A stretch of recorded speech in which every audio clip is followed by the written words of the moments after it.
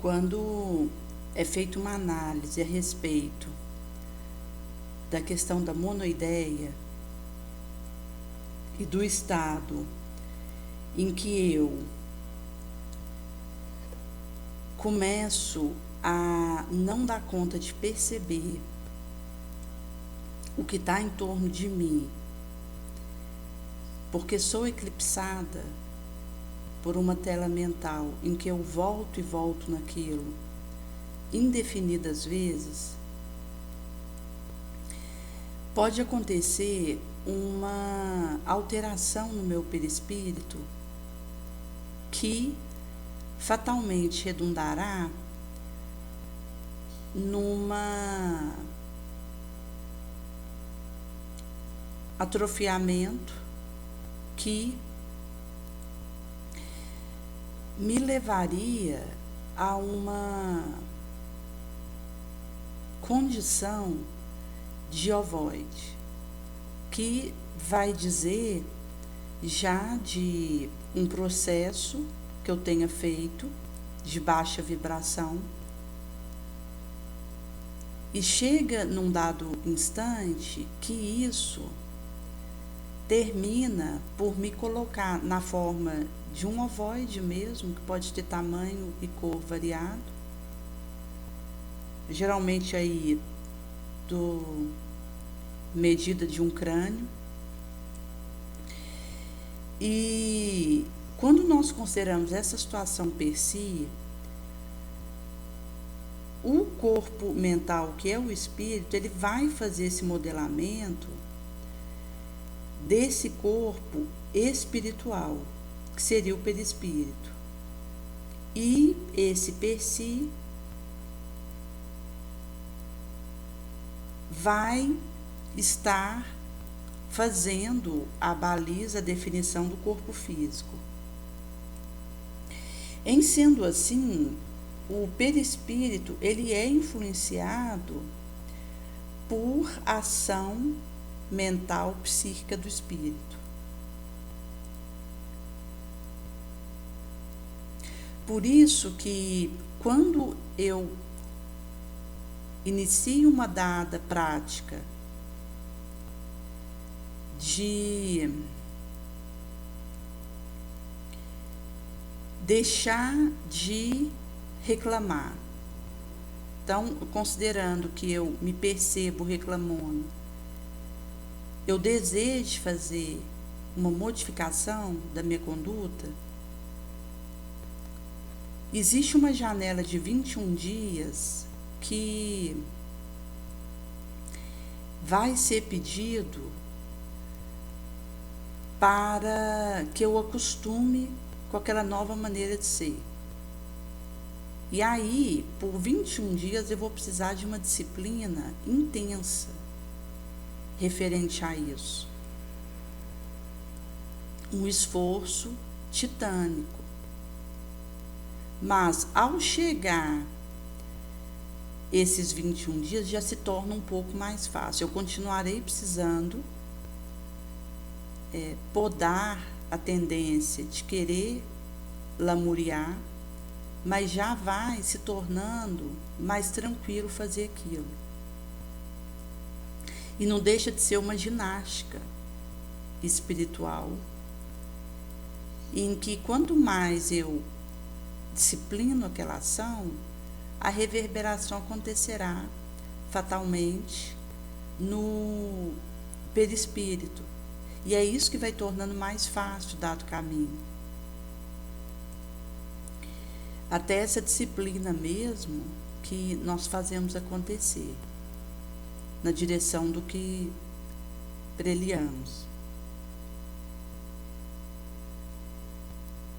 E se considerarmos que não está havendo um estímulo mental que leve os órgãos do perispírito a esse movimento incessante no bem,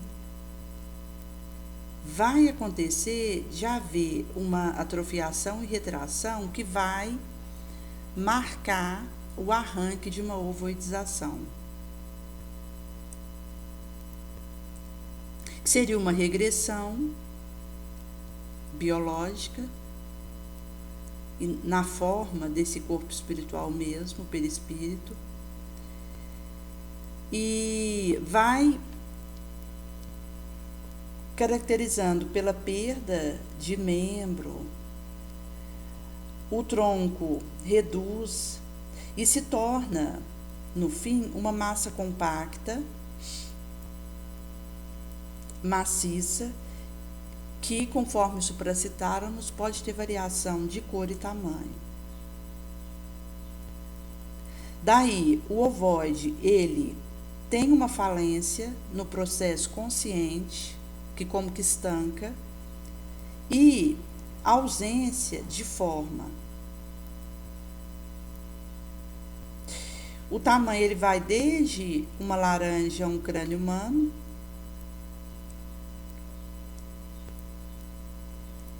e um dos motivos que vai fazer esse processo infeliz desencadear é a questão de fixar a minha mente em algo que eu não consigo deixar de voltar naquilo. Eu formo um ciclo em torno de um mesmo pensamento que não sai daquilo, não ventila. É como se eu obsedasse o próprio pensamento para ficar naquele ioiô. E diz exatamente de algo que torna o que está em volta desinteressante, que vai englobar aí todo o resto, e aquele pensamento que se tornou esse ciclo, esse ping-pong vicioso, é como se fosse esse ping-pong, mas em cima só do meu lado, quicando. E aí, ao invés de eu mandar para a mesa do outro lado, fazendo o jogo de ping-pong, eu fico só aquilo do meu lado, fazendo aquele kick, e não consigo deixar de sair daquilo. E volto nessa tela mental. E conforme André Luiz vai dizer em Evolução em Dois Mundos, que tem algumas partes que vão explicar esse processo da ovoidização, essa imagem psíquica dessa monoideia, ela vai se repetindo sem solução de continuidade, e o espírito acaba por perder tanto a noção do tempo quanto do espaço. Então ele deixa de ver o que acontece em torno do pensamento onde ele fixa. Porque o pensamento se torna tudo para ele. E ele fica revivendo aquilo.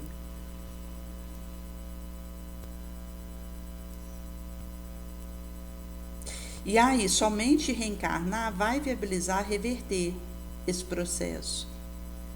E dando ensanche ao despertamento da alma.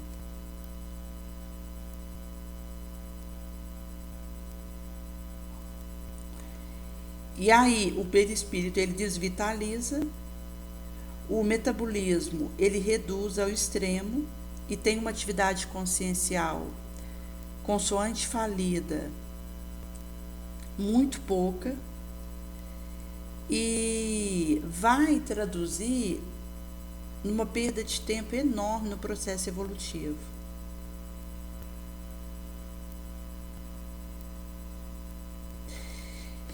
Quando é considerada essa questão do patrimônio espiritual que nós viéramos agregando em conquista após conquista, em milhões de anos, que vão levar a baliza do surgimento de um princípio inteligente até um ser com pensamento contínuo, conforme nós somos. Porque se pegar um cachorro, ele tem lampejos de pensamento, mas não é contínuo. Isso tem uma intermitência com instinto nele. Apesar que, se a gente considera um elefante, o cachorro mesmo, o cavalo, o moá, não podemos deixar de incluir aqui o macaco, são próximos de nós. E já tem um desenvolvimento importante desse princípio inteligente, que tem momentos de uma condição de pensamento que acontece mais avançada, mas isso ainda está quicando com o instinto, não é um pensamento contínuo, apesar de estar próximo do homem. Mas no caso da espécie humana,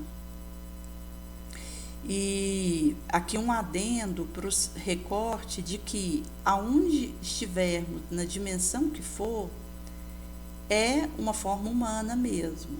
Naturalmente que o espírito que adentra o pensamento contínuo e que encarna humano, ele vai ter as adaptações necessárias dependendo do orbe que ele tiver e da sua própria evolução.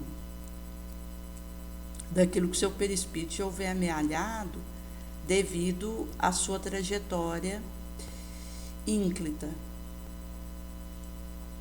Inclusive, vai acontecer de ter orbe em que o estado do espírito encarnado ali é muito parecido com se ele tivesse desencarnado, pelo nível evolutivo ali que acontece.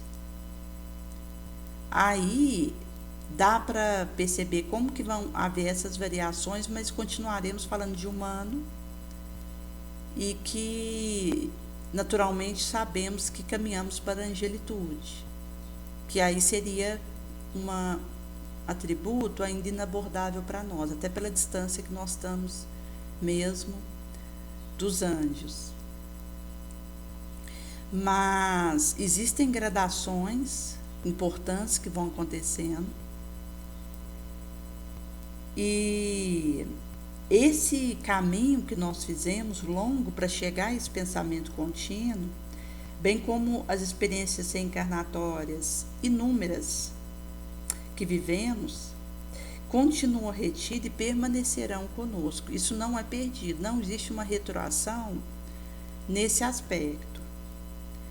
Somente que precisará de um esforço grande, demandado pela espiritualidade benfeitora, e muitas reencarnações serão usadas para esse espírito que está no estado de ovoide, para reconstruir devidamente esse perispírito. Então isso é uma coisa a perder de vista mesmo. Por isso que a questão da ovoidização, ela vai dizer de um processo que o espírito foi se permitindo mergulhar em vibrações danosas e que acaba desembocando nessa condição, porque a questão de virar um ovoide não é de um momento para o outro. E novamente a questão de que não é possível voltar atrás e fazer um novo começo, mas eu posso começar agora e fazer um novo fim, para viabilizar as reconstruções morais que eu precise. Porque caso contrário, isso pode ir piorando e vai piorando mesmo.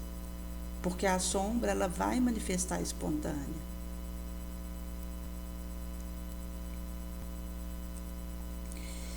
E quando nós consideramos essa questão de uma ideia fixa, o Espiritismo, ele descerra esse véu para nós, dizendo que tanto a questão da angústia, o pessimismo, a autodestruição, focar em revolta, vingança, orgulho, ódio, vai levar a um processo depressivo e degenerativo que longa tempo, e no qual podemos ir transformando aquilo que está acontecendo em nós numa ideia fixa. Quando nós consideramos a situação nossa, enquanto humanidade, na questão do materialismo e do apego que nós ainda trazemos, e até mesmo a questão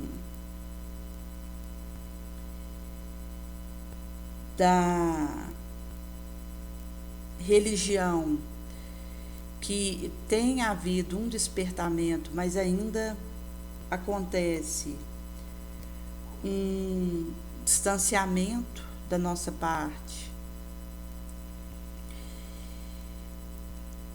em relação a isso, seja com a questão de não haver um compromisso com a nossa fé, ou até o esfriamento mesmo, que pode acontecer.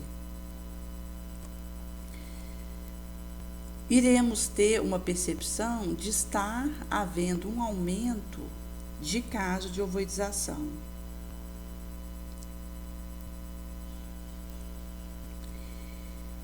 E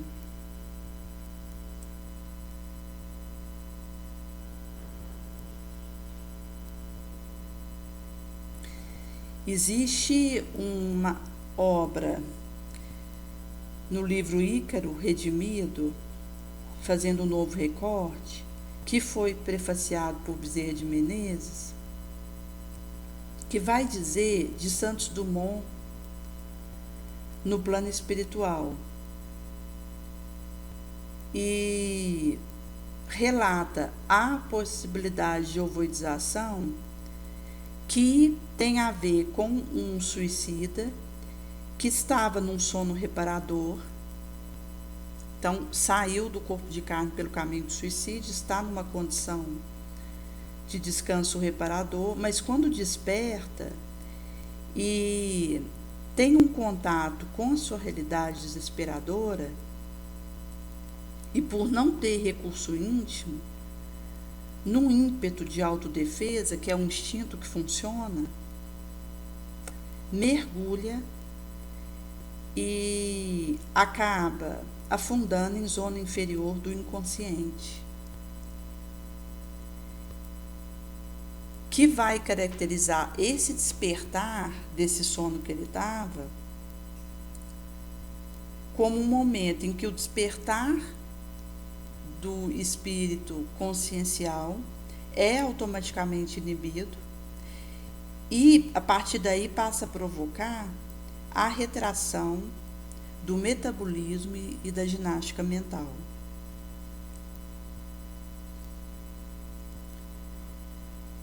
E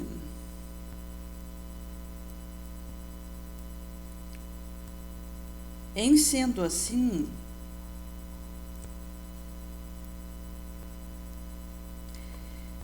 percebemos que é uma situação que vai fazer parte de possibilidades que existem e com o qual precisamos estar atentos, visto que quando nós percebemos até onde pode chegar a situação do perispírito, inclusive aqui a questão de licantropia, zoantropismo, que são alterações do perispírito para uma forma de um animal, a licantropia supracitada seria para o lobo, mostra também como alterações tristes podem acontecer e que sempre vai estar ligado com a ginástica da vida mental do espírito. Aquilo onde eu me demoro e aquilo que permito que faça parte do meu pensamento, da minha nutrição energética, espiritual. E vai dizer que existe uma escolha que pode me elevar e facilitar que eu vá rompendo grades, ou pode me rebaixar e me ligar a novos elementos de prisão que podem dificultar. E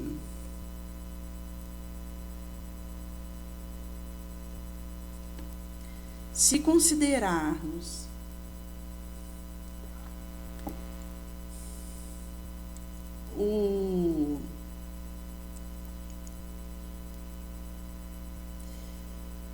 Ovoidização.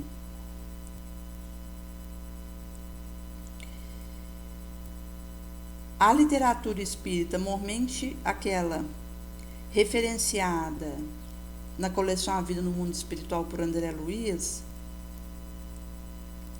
vai dizer da contração do perispírito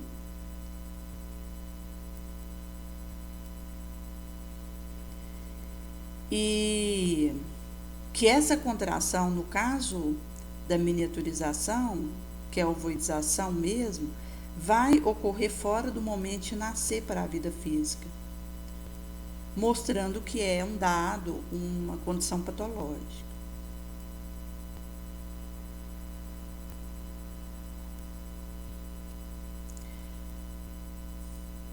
O perispírito, ele é um organismo energético que vai ter a sua impulsão por duas forças, uma de expansão, que é o aumento do metabolismo, e outra de contração, que é a diminuição do metabolismo. Tanto quando nós nascemos, quanto acontece a nossa desencarnação, são os momentos precípios para verificar essas forças. Na reencarnação, vai ter o impulso contrativo do corpo espiritual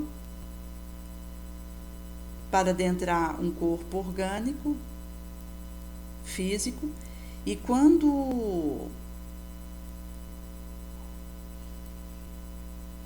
o espírito, por meio do perispírito, entra em contato com esse corpo material mesmo, que citamos, dispara um impulso expansionista,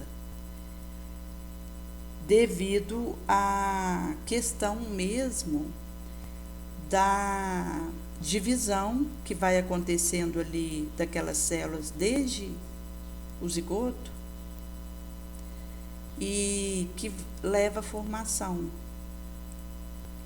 do novo ser, e isso faz o espírito ir tomando a rédea daquele movimento que está acontecendo, que é uma expansão mesmo, que inclusive vai atuar naquela divisão que está acontecendo e levar a alterações que esse organismo pode ter, porque existia esse princípio inteligente, o espírito mesmo, acoplado àquela massa de células que está em divisão e vão originando os órgãos, da forma como precisa ficar devido ao mapa que esse espírito precisa viver. E quando é considerada essa questão do alimento do ovoide, é a emanação mental da vítima, que esteja encarnado ou não, e que comumente vai estar fixado próximo ao centro cerebral da vítima, levando esse hospedeiro a esgotar a sua energia psíquica, causando transtorno grave.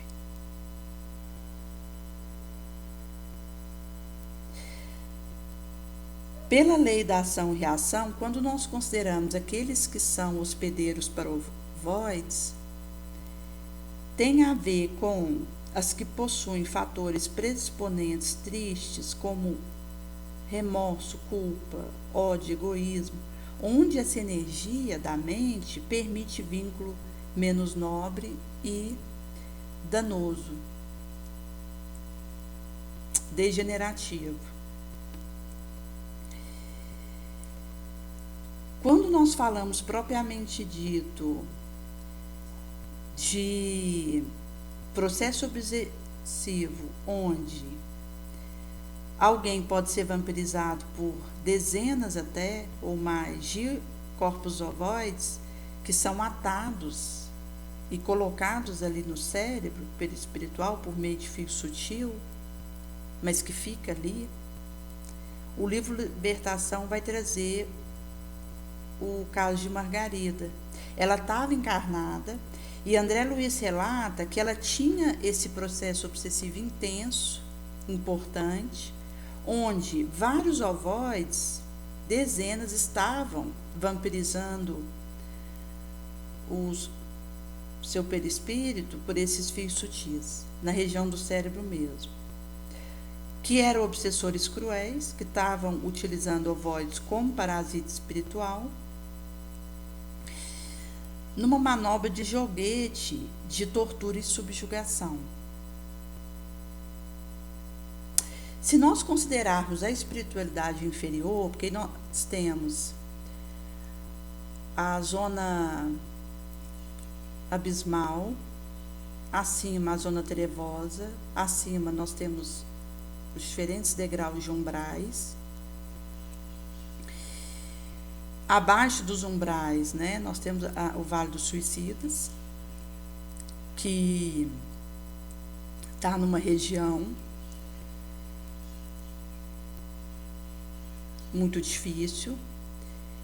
E quando a gente fala dessa questão do Vale dos Suicidas, diz de espíritos que ainda estão revivendo aquilo que aconteceu, até por ter ainda uma energia vital que não foi escoada, e precisam às vezes ficar nesse vale até que isso termine de ser liberado, até para um recambiamento. E logo depois da respectiva zona dos umbrais, vai chegar a local de condição aí em franca transição para regeneração. Então, quando nós falamos dessas condições, desde a zona abissal, passando pela trevosa, colocando o Vale dos Suicidas e diversas congramaturas de umbrais, estamos dizendo da espiritualidade inferior, sombria, que mostra aí a gama de variação que pode acontecer.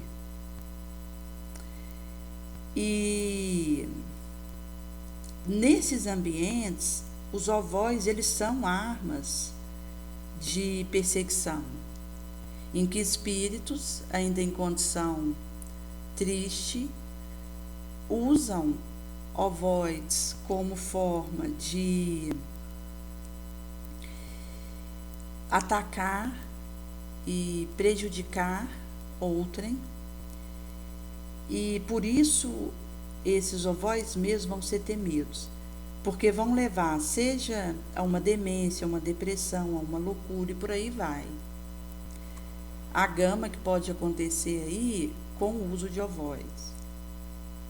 Quando nós falamos em cura per si, dessa condição,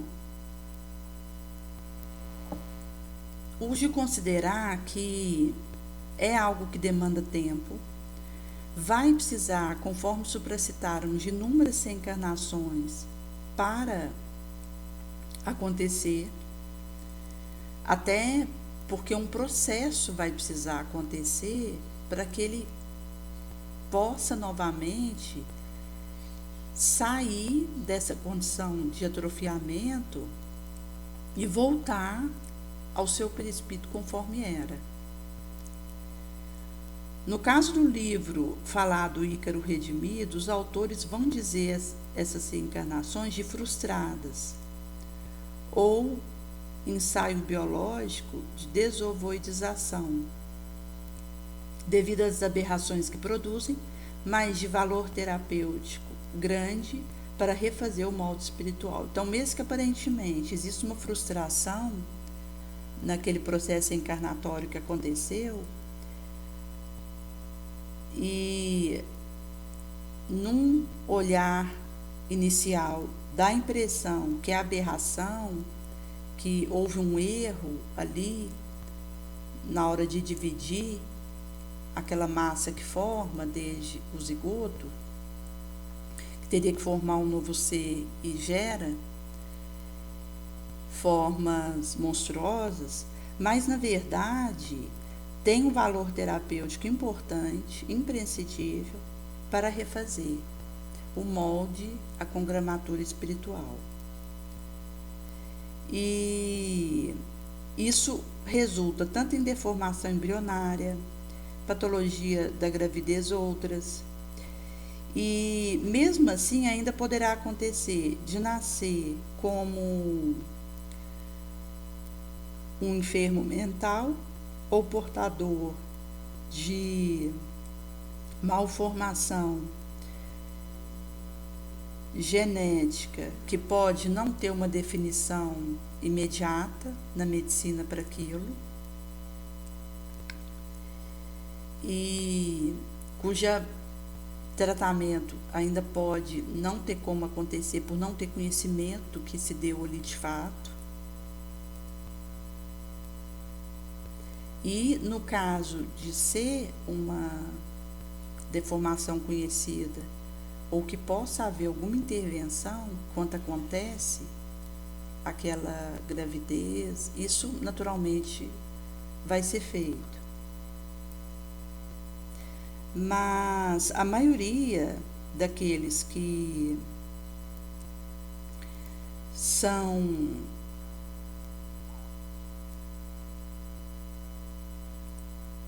portadores da condição da ovoidização não vai ter um restabelecimento completo e serão recambiadas para humanidades primitivas a fim de poderem dar os próximos passos no processo evolutivo.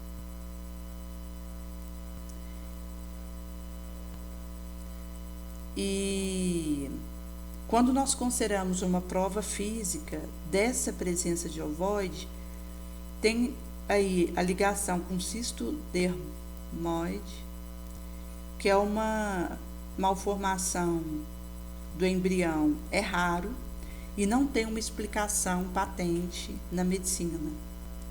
É um tumor que vai surgir na região frontal do encarnado, que vai apresentar pelo, glândula sudorípara, sebácea, dente, osso e cartilagem. E mostra que junto com a vítima, o ovoide participou de um ensaio reencarnatório, onde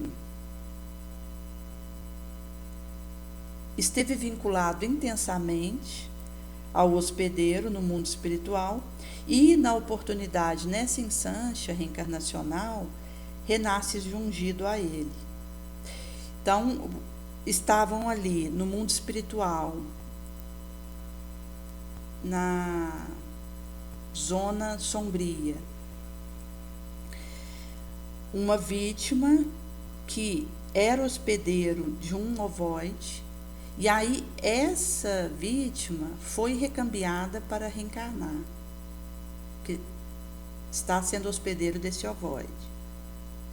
E aí o ovoide, como está ligado a esse espírito na zona inferior, quando esse espírito vai reencarnar, o ovoide vai junto, porque ele está vampirizando essa vítima, é parasita dela. E nesse sentido,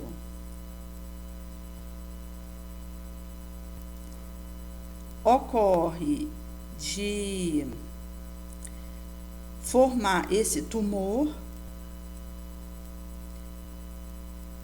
que tem aí na região frontal, e lembrando que o ovoide, ele se demora no cérebro, nessa região frontal mesmo, do hospedeiro, que vai ter aí esse dente, esse osso, essa cartilagem, a glândula sebácea que produz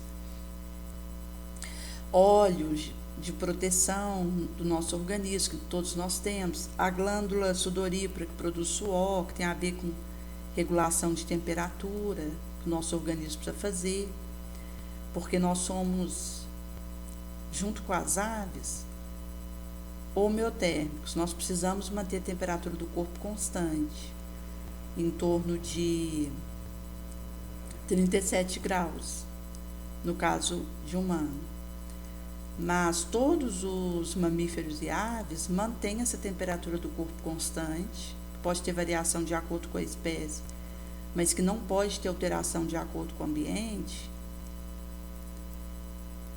pela consequência que isso tem danosa para o nosso ser, e daí, no caso do mamífero, nós temos mecanismos. Falando apenas de humano, tem aí a questão de tremer para elevar a temperatura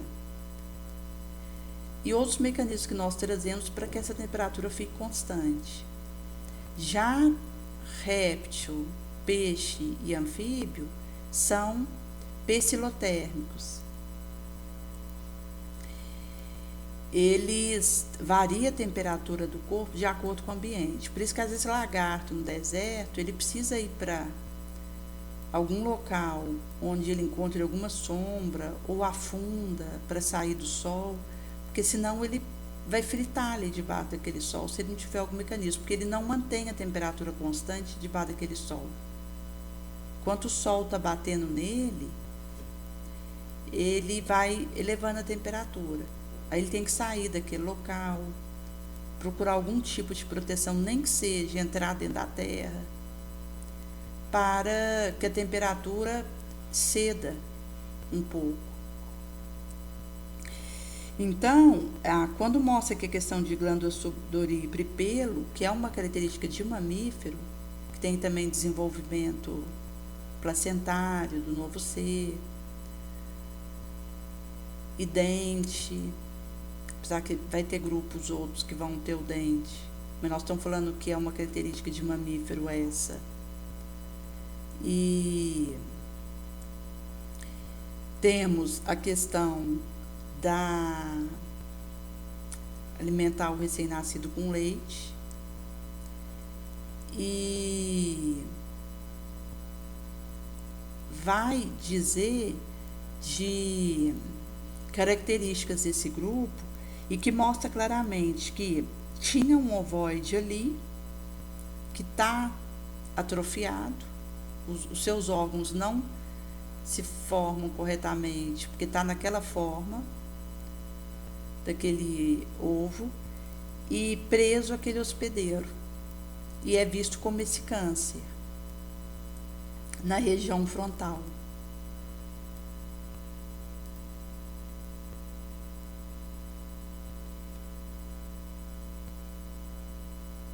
Então, esses conhecimentos que o Espiritismo nos traz é um fanal luminoso, bendito, que nos alerta a necessidade de vigilância e de nos imunizarmos contra as patologias, os desaires da alma. E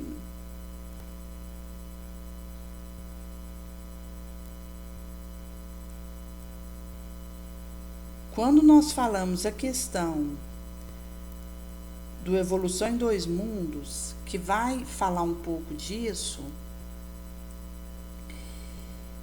vai ser tratado especificamente no capítulo 12 e 15 acerca dessa situação. E, em sendo assim, tem a ver com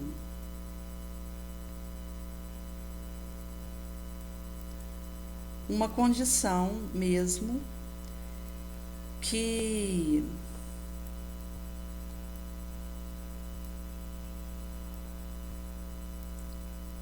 pede o nosso cuidado. Porque quando nós falamos da questão de enfermidade que o espírito sofre, isso vai ter uma série de reverberações, e por isso que quando é colocado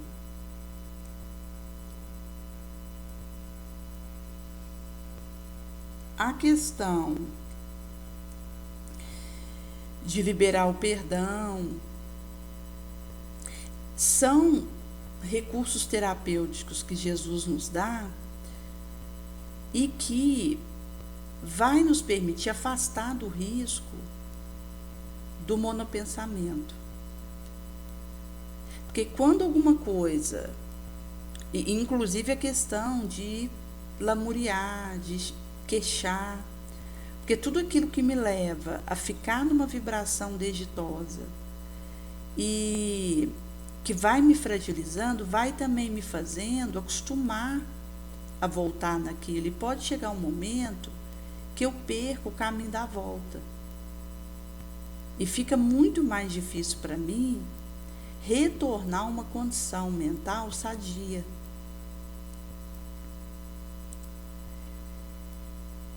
E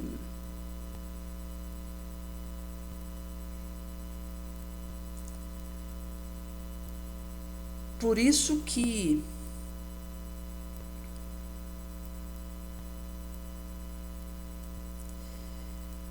precisaremos, para inclusive ajudar aquele que é hospedeiro de ovoide,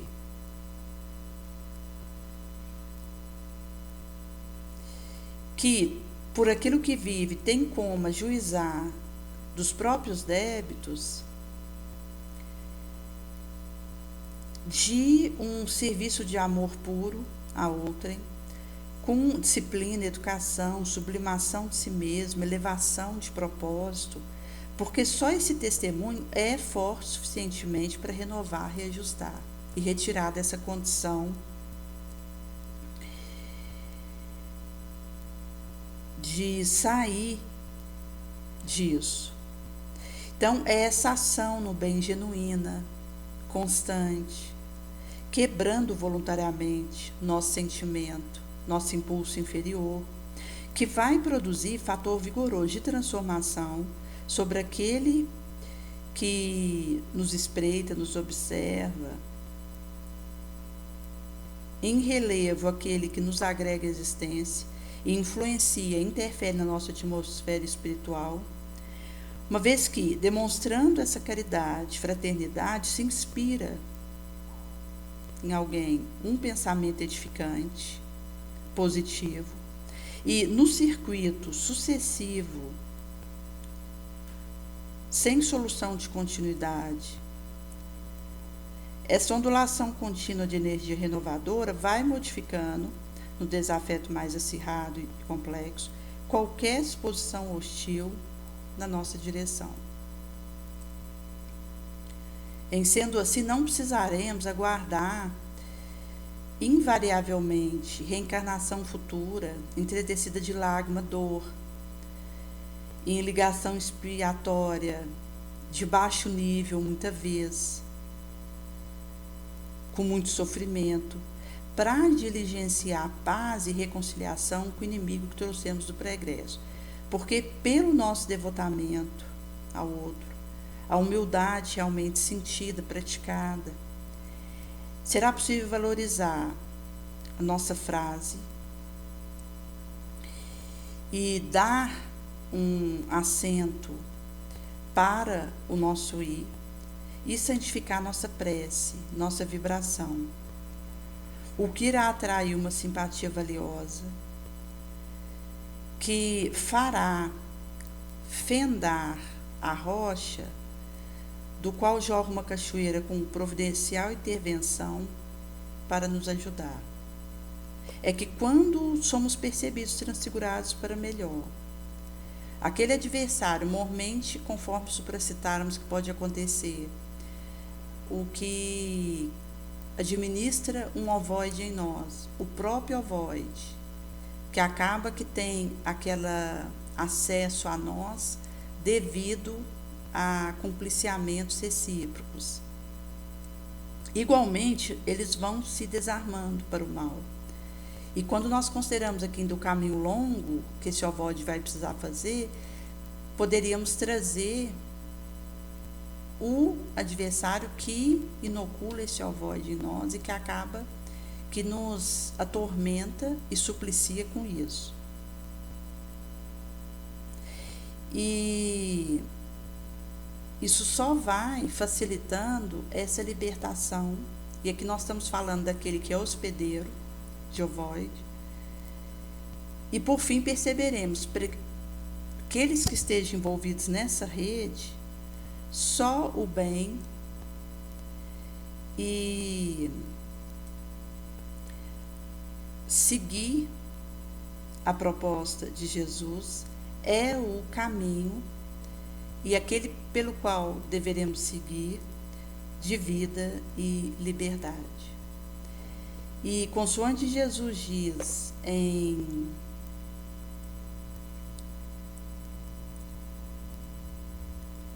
Lucas 57:62